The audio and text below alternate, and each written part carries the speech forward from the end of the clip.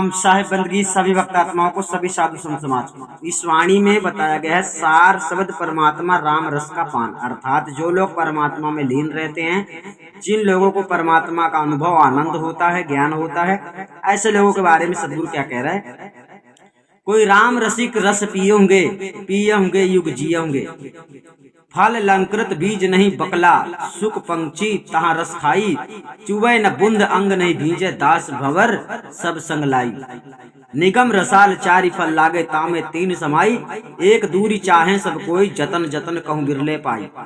गए बसंत ग्रीष्म ऋतु आई, बहुर न तरिवर उर तर आवे, कहाँ कबीर स्वामी सुख सागर, राम मगन होए सो पावे। अब जो राम में मगन होता है, परमात्मा में जो मगन होता है, ऐसे बिरले होते हैं। सदगुरु कहते हैं कि कोई कोई साधक जिज्ञासु जन उस सार शब्द स्वरूप महाचेतन परमात्मा में रमण करने वाले राम रसिक, कोई कोई, ध्यान रखना, सब कोई नहीं।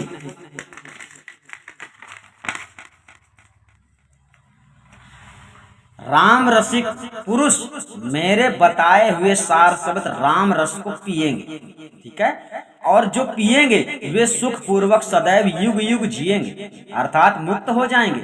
वह सार शब्द राम रस एक ऐसा विचित्र और अलंकृत सुंदर फल है कि जिसमें ना तो बीज अर्थात गुठली है और ना बकला है मतलब छिलका ही है, अर्थात वह सार शब्द राम रस बीज निर्गुण और बकला सगुण इन दोनों से अलग है, और उसका ना कोई कारण है और ना वह किसी का कार्य है, अर्थात वह निर्गुण निराकार और सगुण साकार तथा कारण कार्य इत्यादि से परे है, आगे है, ठीक है। यहाँ पर चौपाई लिखा है, निर्गुण सगुण से है दूरी, है नियरे सो सदा हजूरी।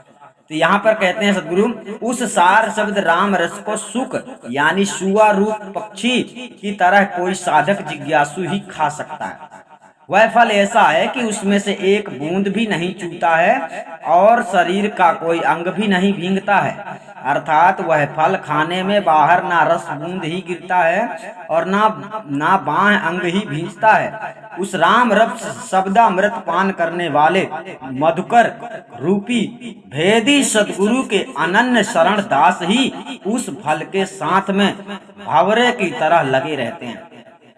जो भेदी सतगुरु की शरण में होता है, ये भी ध्यान रखना, हर कोई नहीं कि सार शब्द कोई आदमी सोच रहा है कि धुन सुनना है तो हम मगन हैं, ऐसा नहीं। जो भेदी सतगुरु के बताए मार्ग पर चलता है वही उस ज्ञान को समझ पाता है। वेद रूपी आम के वृक्ष में धर्म अर्थ काम और मोक्ष रूप 4 फल लगे हुए हैं।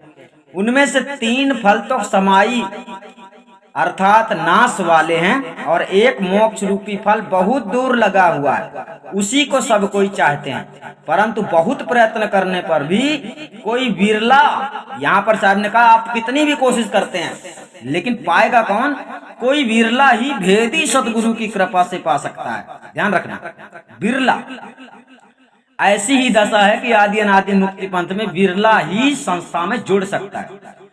युवावस्था जवानी रूप बसंत ऋतु चली गई और वृद्धावस्था रूप ग्रीष्म ऋतु आ गई है, तब प्रारब्ध भोग के नष्ट होने पर शरीर छूट गया, परंतु ऐसा उपाय नहीं किया कि जिससे बहुरी न तरिवर तर आवे, अर्थात शुभ शुभ कर्मों के फलों को भोगने के लिए संसार रूपी वृक्ष के नीचे फिर से ना आना पड़े। सदगुरु कबीर साहब कहते हैं कि जो सर्व आत्माओं का स्वामी सुख का समुद्र है, उस सुख सागर महाचेतन सार शब्द परमात्मा राम में जो ध्यान पूर्वक मगन होता है, वही संत साधक भक्त उस परमानंद स्वरूप सत्य पुरुष परमात्मा को पाता है। अर्थात यहाँ पर ध्यान लिखा गया है, लेकिन ये मत समझ लेना ये ध्यान का मतलब है कि ध्यान करना।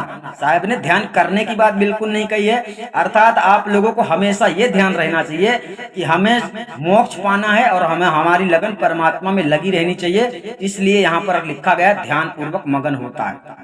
ठीक है, आपको हमेशा ये बात याद रहनी चाहिए, संसार में रहते हो तो आपको गलत कदम बिल्कुल भी नहीं उठाना है। ये हमेशा उस सुख सागर को प्राप्त करने के लिए आपकी सबसे बड़ी साधना होती है। यहाँ पर जो ध्यान लिखा है तो आपको ऐसा नहीं समझना है कि ध्यान करने की विधि बताई है। साहब ने ध्यान की कोई भी विधि कहीं नहीं बताई है, आगे भी वाणी आएगी तो उसे देख लेना। सतनाम साहेब बंदगी।